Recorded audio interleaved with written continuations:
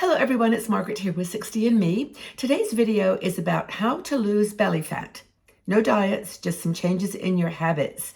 Now this is something that I know is on the mind of a lot of women in our community. We take care of our health, we really do look out for ourselves, but this sneaks up on us and not understanding why we're having such a difficult time getting rid of that fat in the belly is part of the challenge. But I want to talk to you about what causes belly fat and what some of the things that you can do to get rid of it.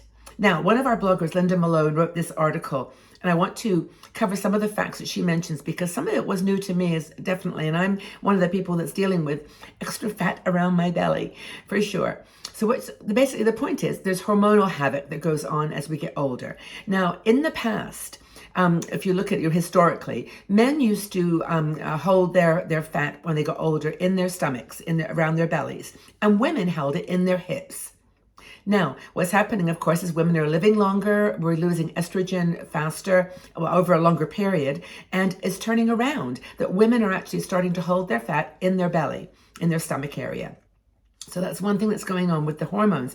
And estrogen is one of these things that as we're losing it, as we get older, it isn't only affecting the fat buildup in our stomachs areas, it's actually also affecting our heart health, because heart health is very dependent on a good balance of estrogen in your body. So that's really important, I think, to understand that you've got this hormonal kind of dynamic going on, which is really, really difficult to balance, and so a lot of people are doing different things to try to, with diet and whatever, but it's really just a few simple things. Well, I say a few simple things, nothing simple when it comes to belly fat, right? But here's a few things that we can do.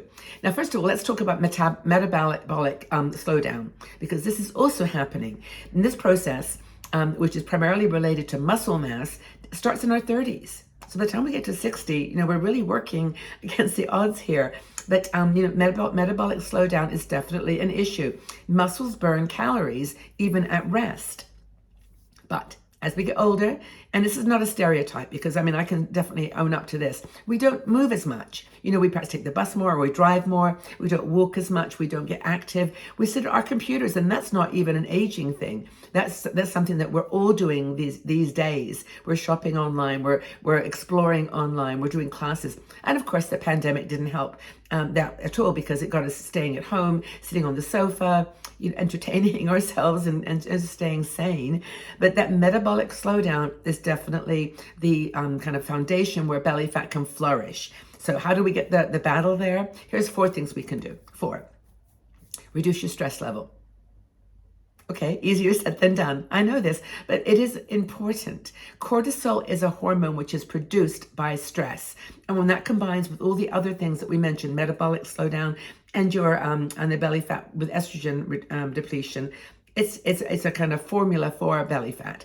So stay focused, meditate, try to stay in the present moment. And I know this is hard, but it's in having a practice that you can do that keeps you calm, reduces your stress, is really, really good for you. I know no rushing about, just try to live each moment. Now I knit, and I also do coloring. I should show you some of the coloring books I've got. I've lately got into dark, like black coloring books where you don't have to worry about going out of the lines. They're really great. Is anyone else doing those? But anything that kind of calms you down, and gets your breathing and your sort of mindset into a calmer state. You can try yoga. Did you know, you may not know this, that 60andMe has yoga programs on our YouTube channel. They're totally free. And it's gentle yoga, chair yoga, which is actually very good, and then also a yoga flow program. So those are the 3 yoga series that we have. We offer you free of charge on our YouTube channel. So yoga is another really, really good thing to do. Exercise is number 2. Okay, don't turn off yet. Everybody, Margaret, like you're telling us what we know, like stress and exercise. But honestly, there's no secret weapon here. This is what it is. Exercise really is important because, as mentioned earlier, cardio can help burn fat, and that fat is actually what creates the dynamic for belly fat. So what can you do? Simply walk. You know, instead of driving somewhere, if you can walk briskly. Consider Nordic walking. Is anyone doing that? It's very, very good for your whole body to walk with intention and with movement. And even if you're not, doing that kind of walk, just get out into the world. Combining a little bit of weight training with walking and a little cardio, on a bike if you can. Nothing too dramatic. I mean, I think my general movement has been towards, just gentle exercise rather than trying to run or weightlifting at an extreme. Just pick up the cans of soup or get a few 5-pound weights and just do some exercises every day. You'd be surprised actually how much you can, lose, how much weight you can lose, and also how much that can reduce the stress level in your body and reduce the belly fat. Cut back on carbs. Number 3, unsaturated fats, carbs are not your friend. Sugar is not your friend. These things are create a dynamic in your hormonal system that makes it harder to get rid of the belly fat. So cut back a bit on calories, just calories in general. But don't dive into this kind of no fat diet, because we know, and I'm telling you probably what you already know, the good fat is good for you. So saturated fats are the ones that are solid at room temperature. These are good for you. So sunflower oil and all these things. We need fat to survive. It's not like we have to cut everything out. That's the message from this. The belly fat's annoying. We don't want it, but we don't have to make dramatic change. Just these simple things. So start a habit of reducing calories. Why not? Actually, I did this for a while.